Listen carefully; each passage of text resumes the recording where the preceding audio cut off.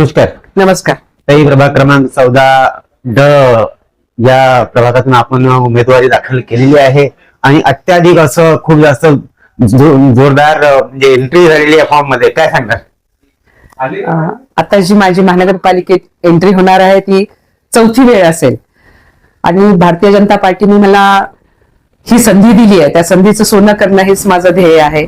माननीय गडकरी साहेब असू द्यात, माननीय देवेंद्रजी, माननीय बावनकुळेजी, आमच्या शहराचे सगळे आमदार आणि आमचे अध्यक्ष दयाशंकर तिवारीजी यांनी माझ्यावर विश्वास टाकून सर्वसाधारण पुरुष मधून मला ही उमेदवारी दिली आहे आणि त्यामुळे आता मी कुठेही थांबणार नाही. निरंतर 15 तारखेपर्यंत जनतेशी संपर्क करून जनतेच्या समस्या तर मला माहिती आहेत, कारण हा प्रभाग काही माझ्यासाठी नवीन नाहीये. मी या प्रभागात भरपूर काम केलेलं आहे, जनतेशी संपर्क केलेला आहे. त्यामुळे सर्वेमध्येही माझं नाव आलं असल्यामुळेच पार्टीने माझ्यावर हा विश्वास टाकलेला आहे. तर फ्लॅशबॅक मध्ये जाऊ आपण. मागच्या टर्मला कोणते विकासाचे कामं आपण आपल्या प्रभागात केलेले आहेत?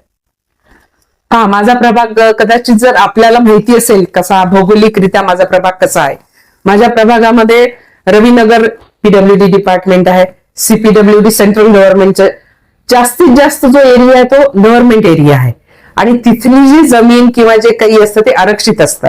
तरी सुद्धा रविनगर पीडब्ल्यूडी मध्ये येत असताना सुद्धा तिथले लाईटचं जे सेक्शन आहे ते मी महानगरपालिकेत हँडओव्हर करून घेतलं आणि तिथे सगळीकडे पोल लावण्याचं काम केलं. रविनगर मध्ये तिथली एक लँड महानगरपालिकेकडे हस्तांतरित करून तिथे मी गार्डन निर्माण केलं. आता आणखी सिव्हिल लाईन एरियामध्ये मला गार्डन करण्यासाठी मी जागा शोधते खूप दिवसाची, पण तुम्हाला माहिती आहे तिथे सगळे करोडपती लोक राहतात. सगळ्यांचे बंगलेच एवढे मोठे आहेत, प्रत्येक बंगल्यामध्ये गार्डन आहे. त्यामुळे मला वाटत नाही की बाहेर कुठे जागा मिळेल. सदर पण कंजेस्टेड आहे. सदरमध्ये एक ग्राउंड आहे, तिथे मुलं छान खेळतात. ग्राउंडला डेव्हलप केले, त्याला आणखी डेव्हलप करू शकतो आपण. गडर लाईन, रस्ते, पोल हे तर आमच्या नगरसेवकाचे कामच असतात, पण त्याच्यातून सामाजिक दायित्व जे असतं त्याच्यावर माझा नेहमीच भर राहिलेला आहे. याच्यामध्ये मी महिलांना रोजगार कसा मिळेल. आपल्याला माहिती असेल माझ्या प्रभागामध्ये बऱ्याच महिलांना मी रोजगार दिलाय. इथे एक सुप्रीमो लॉन्ड्री आहे, त्या लॉन्ड्रीमध्ये माझ्या प्रभागातल्या महिला आज काम करतायत. रेल्वे स्टेशनचा मोठा ग्रुप आहे जो माझ्या एरियातली मुलं आहेत. माझे बूथ अध्यक्ष आहे, तिथे सुपरवायझर म्हणून काम करते. या सगळ्यांना रोजगार देण्याचं काम मी केलेलं आहे.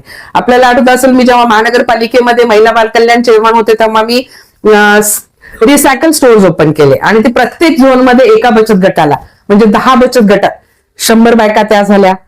महानगरपालिकेमध्ये पोटोबा नावाचं आज एक मोठ्या थाटामध्ये कॅन्टीन चालू आहे, तुम्हाला माहितीये. ते माझ्याच कार्यकाळात मीच पुढे होऊन ते केलेलं आहे आणि ते प्रत्येक झोन मध्ये तसं कॅन्टीन व्हावं अशी माझी इच्छा होती. ते बजेटमध्ये पण आलेलं आहे.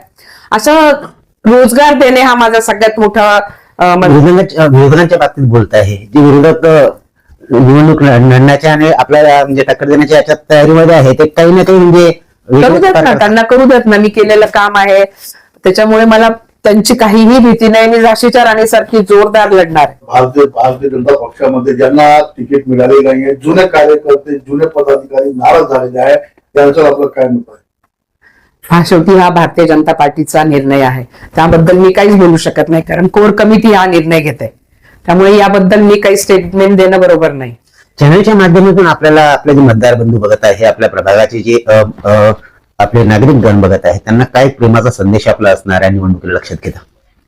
सगळ्यांना नम्र विनंती करेन मी की मी यावर्षी पण आपल्या प्रभागातलं ड मधून उभी आहे, तर आपण सर्वांनी मला भरपूर आशीर्वाद द्यावेत हीच मी त्यांच्याकडनं अपेक्षा करेन. त्यांनी दिलेला जो मला आशीर्वादाचा हात आहे तो थरथरता हात जरी असला तर त्या थरथरत्या हाताचा मी विश्वासघात कधी करणार नाही हे मी आश्वस्त करते त्यांना.